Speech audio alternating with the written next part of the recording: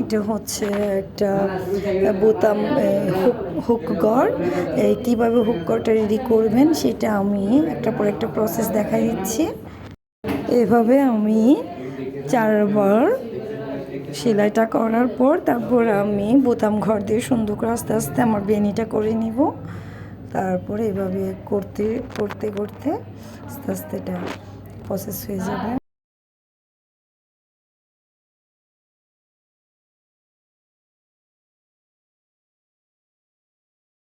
আজকে আমরা সুইপাররা অসহায় দেখি স্যার, আমরা আসতে আপনাদের কাছে একটু সহযোগিতা